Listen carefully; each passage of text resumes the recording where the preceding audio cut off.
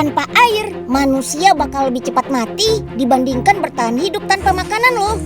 Yap, tubuh kita butuh asupan air yang cukup agar bisa berfungsi. Begitu juga buat kehidupan sehari-hari. Kita butuh air berkualitas untuk berbagai keperluan, seperti memasak. Urusan memasak beras nih, riset bilang ibu-ibu di rumah bahkan lebih memperhatikan kualitas air yang dimasak ketimbang kualitas berasnya. Pilihannya jatuh kepada air galon. Tapi ternyata gak semua air minum kemasan berkualitas baik loh. Bahkan ada versi palsunya. Wah! Kita investigasi bareng detektif Unyil yuk.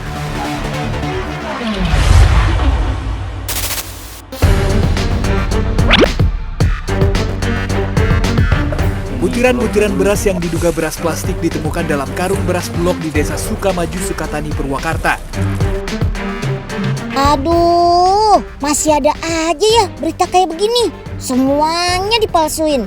Sampai beras juga ikut-ikutan dipalsuin. Kalau nggak dipalsuin, berasnya malah dikasih pemutih. Glow up enggak, bahaya iya. Aduh.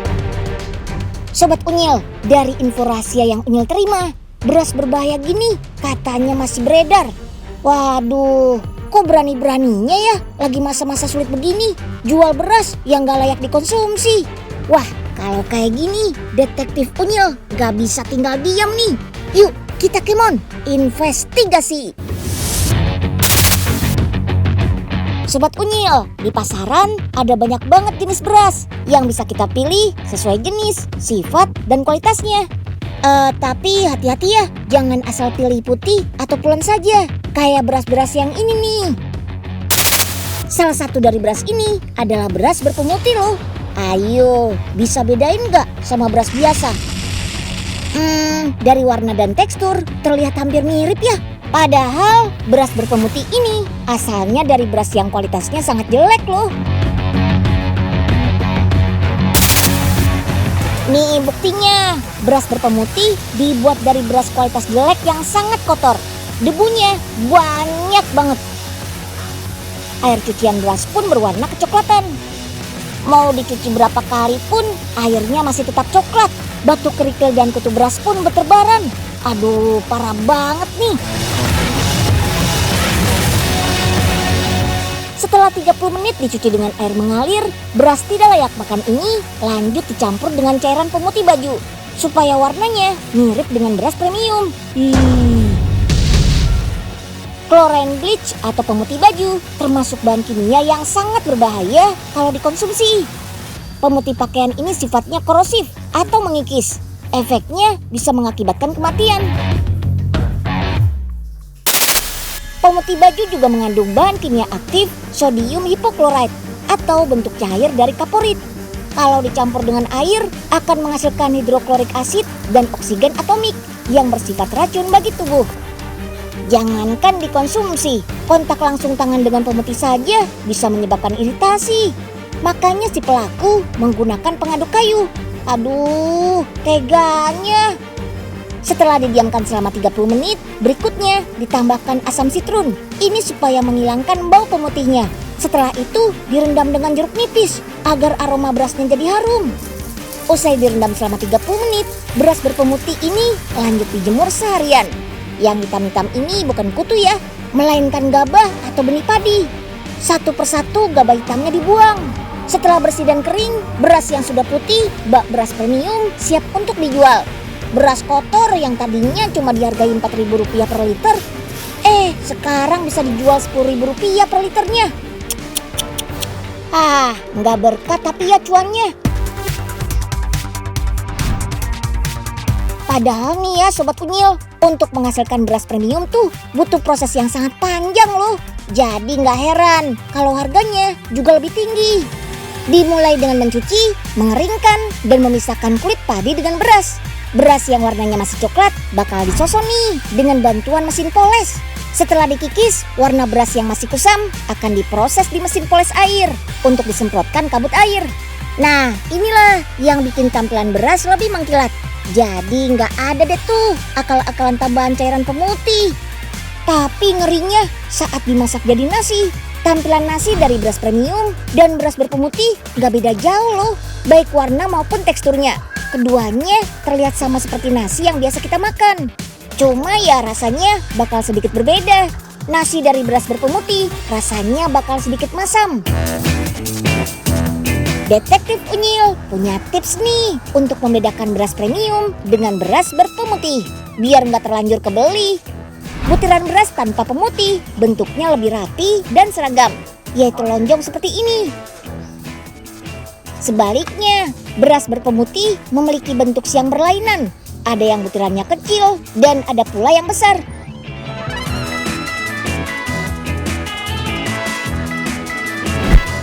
Nah, kalau mau hasilnya lebih akurat, bisa pakai alat pendeteksi beras berpemutih, ciptaan kakak-kakak mahasiswa dari Solo ini.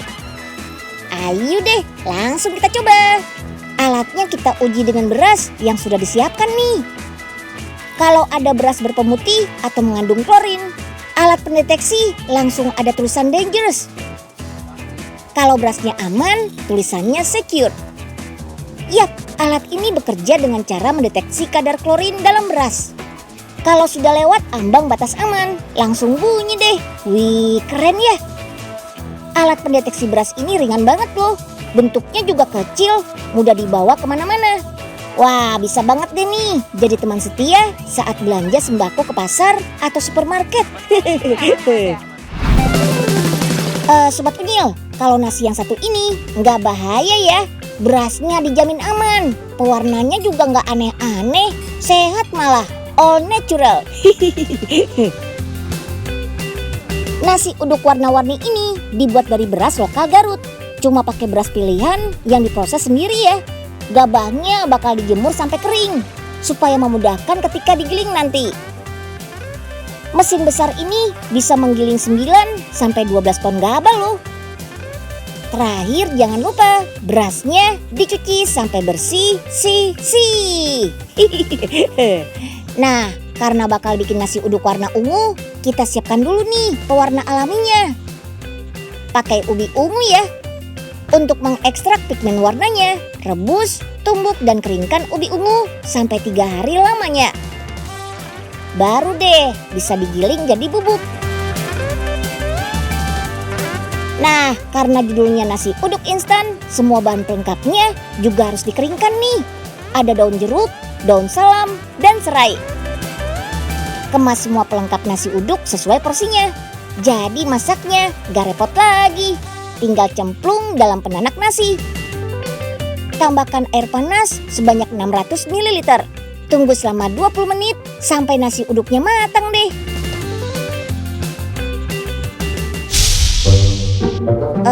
Pak Oga, lihat ada tempat jual beras yang mencurigakan nggak di sekitar sini? Nah, kebetulan Den. Pak Oga baru beli beras nih. Kalau kata Den Unyil, berasnya aneh nggak sih? Mana Pak? Coba lihat. Oh, iya nih. Berasnya mencurigakan. Dari warna, tekstur, dan baunya.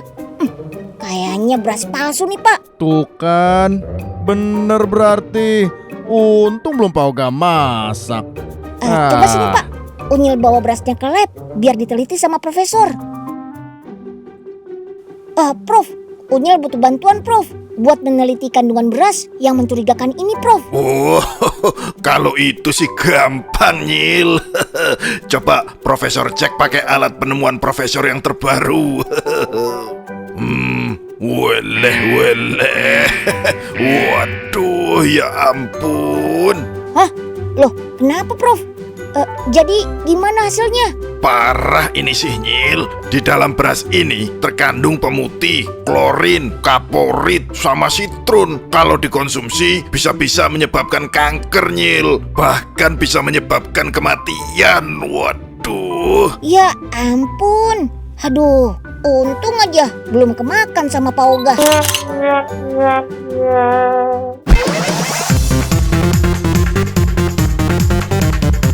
Ngomongin beras termahal di dunia, apalagi kalau bukan beras produksi negeri Sakura Jepang. Per kilogramnya aja dibanderol 1 jutaan rupiah. Gimana enggak? Beras ini sudah nggak perlu dicuci dulu sebelum dimasak. Beras kualitas premium ini hadir berkat kolaborasi petani dengan teknologi canggih. Para petani di Jepang mengolah sawahnya dengan teknologi, mulai dari alat tanam sampai pemanenannya. Nah, yang bikin kualitas berasnya bagus adalah unsur hara tanahnya. Persawahan di Jepang banyak dibangun di atas tanah vulkanik gunung berapi. Inilah yang membuat varietas Japonica rice lebih kaya akan mineral dan punya tekstur berbeda dari beras biasa. Lebih bulat dan lengket karena kandungan amilosanya yang tinggi. Pengolahan hasil panennya pun juga pakai teknologi canggih loh. Beberapa tahun terakhir ini, Jepang menciptakan inovasi beras yang bisa dimasak tanpa dicuci dulu. Jenis berasnya Hitemebore, salah satu beras premium dari prefektur Iwate. Beras-beras ini selanjutnya diolah jadi beras putih dan beras coklat. Pasti sudah pada tahu kan, beras putih itu beras yang kulit arinya dikupas semua. Sedangkan beras coklat, beras yang kulit arinya sengaja disisakan, terutama bagian kinmenya. Kinme adalah lapisan lilin pada beras yang sering terbuang saat kulit ari beras dikupas. Padahal bagian kinme ini kaya nutrisi loh. Makanya beras coklat itu lebih bergizi dari beras yang putih. Semua beras yang diproses dengan mesin ini bisa langsung dimasak tanpa dicuci loh, karena sudah otomatis tercuci sampai bersih. Perlakuan masyarakat Jepang pada beras memang perlu diacungi jempol. Mulai dari menanam sampai menyajikannya di meja makan, semuanya serba teknologi. Sobat Unyil, untuk menikmati beras pulen khas Jepang yang punya tekstur lebih lengket dan lebih transparan, kita bisa pakai beras jenis Ganko Oyaji. Nah, biar pulennya pas, nih Unyil kasih tipsnya ya. Setelah dicuci, masak beras dengan perbandingan 1:1. 1 liter beras untuk 1 liter air. Biar aroma dan rasanya makin nikmat, jangan lupa tambahkan perasan lemon. Tinggal tunggu matang deh selama 30 menit. Oh iya Sobat Unyil, karena cara menanam padi yang menggunakan banyak air ditenggarai menyebabkan wabah malaria, bikin orang Eropa dan Amerika meninggalkan beras dan mencari sumber karbohidrat lain seperti jagung dan roti. Makanya di Eropa dan Amerika, nasi nggak sepopuler di Asia ya. Nah, di Asia ada banyak ragam olahan nasi nih. Di Indonesia saja sudah banyak kreasinya. Salah satu yang paling populer, apalagi kalau bukan nasi goreng. Nasi goreng yang gaya memasaknya berasal dari kuliner Tiongkok ini ada banyak kreasinya.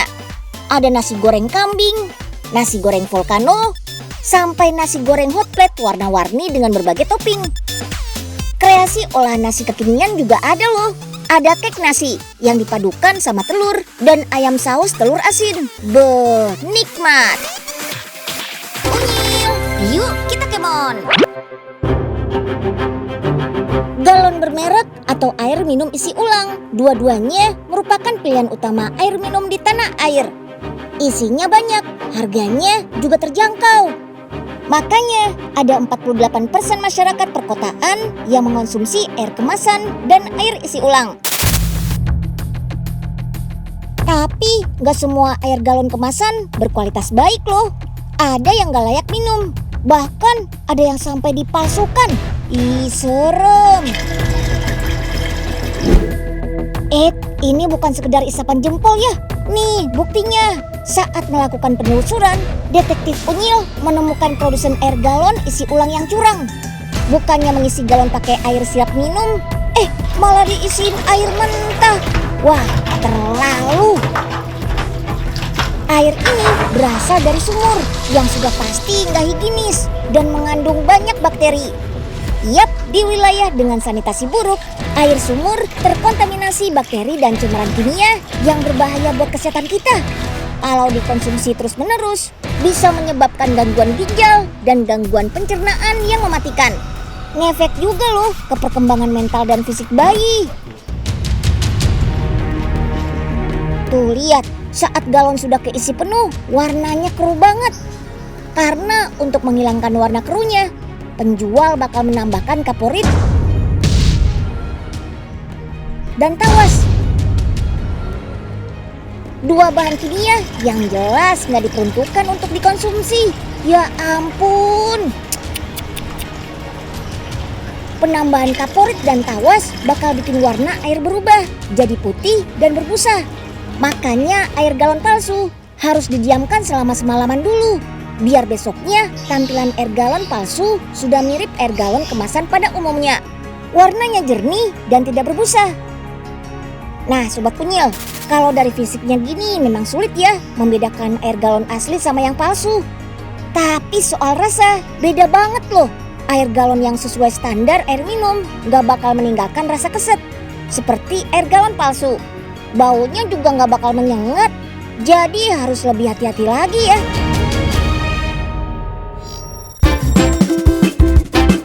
Sobat Unyil, kalau takut ketipu sama air galon palsu, sebenarnya kita bisa loh mengonsumsi air keran langsung dengan bantuan dispenser ajaib ini nih. Dispenser penjernih air ini mampu menyaring bakteri-bakteri yang ada di air mentah. Jadi dijamin aman buat diminum. Aman buat kantong juga loh, karena nggak perlu pakai listrik. Wih, mantap! Ada 4 penyaring penting yang terdapat dalam dispenser ini, seperti saringan molekul. Saringan ini dibuat dari membran-membran yang sengaja dibuat sekecil mungkin. Jadi, air bisa tetap masuk dan bakteri serta kuman nakalnya nggak bisa ikutan masuk. Membran-membran ini nih yang disatukan sampai membentuk saringan. Baru deh dikasih nanopartikel yang fungsinya untuk membunuh bakteri. Tapi ingat ya, nggak semua air mentah bisa disaring. Air asin, air berbau, air yang mengandung zat kimia beracun, dan air yang kotor banget seperti air got adalah contoh air yang nggak bisa disaring jadi air siap minum. Dispenser ini juga sudah dilengkapi karbon aktif yang bisa menghilangkan bau, warna, dan zat kimia yang terdapat dalam air.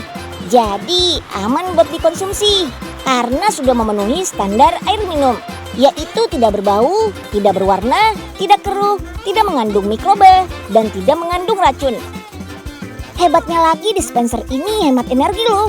Gak perlu sambungan listrik, tinggal sambungin aja ke air keran atau sumber air.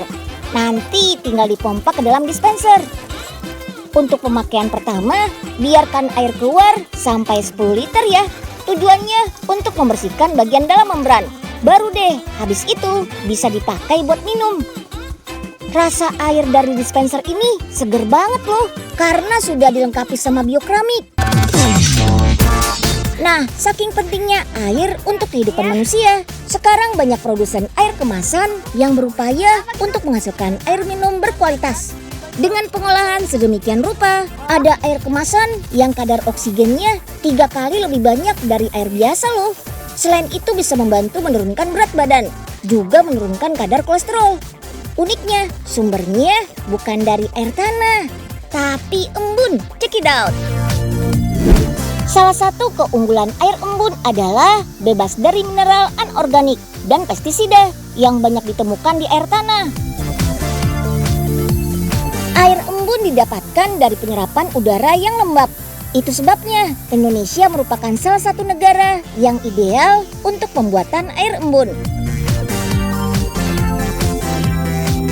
Begini nih caranya memanen embun dari udara. Pertama, udara bakal diserap dan masuk ke proses mikropartikel separator sistem yang bertujuan untuk menyaring udara. Di sini ada 4 saringan yang menyaring udara hingga ke partikel terkecil sampai menghasilkan udara yang higienis. Udara yang higienis akan didinginkan sehingga terjadi proses pengembunan. Nah, dari proses inilah udara berubah menjadi air dan diolah lebih lanjut untuk dijadikan air kemasan. Keren! Teknologi ini diklaim lebih ramah lingkungan juga loh. Soalnya nggak mengurangi persediaan air tanah. Di setiap proses, air diuji kualitasnya. Mulai dari rasa, bau, warna, TDS, atau zat padat terlarut, suhu, tingkat kekeruhan air, konduktivitas, dan juga tingkat keasaman air. Pokoknya sampai yakin aman untuk dikonsumsi. Air embun akan dikemas ke botol berkapasitas 380 ml berjenis PET. Artinya ada batasan untuk penggunaan botol ini setelah diisi air, yaitu 2 tahun saja. Nah, biar nggak ada bakteri yang masuk, dalam 1 menit air embun yang dihasilkan bisa mencapai 50 hingga 80 botol loh. Wow, banyak banget. Buat yang belum tahu, mineral itu ada dua jenisnya. Mineral anorganik yang sulit dicerna tubuh, seperti mineral yang ada di dalam air. Asal tidak berlebihan, aman kok dikonsumsi. Juga ada mineral organik yang bisa dicerna tubuh. Ini biasanya terdapat dalam tumbuhan dan hewan, misalnya dari susu, daging, sayuran, dan ikan. Jadi, yuk bijak dalam memilih air minumannya.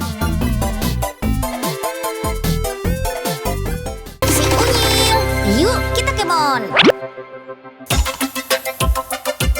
Sebagai kebutuhan pokok, air dan beras dibutuhkan semua orang. Namun banyaknya kasus pemalsuan bikin kita harus super hati-hati dalam memilih kebutuhan pokok ini ya. Kalau bisa hanya beli dari tempat terpercaya. Karena kalau sampai salah pilih, kesehatan dan nyawa kita nih yang jadi taruhannya. Sampai di sini dulu ya. Unyil pamit.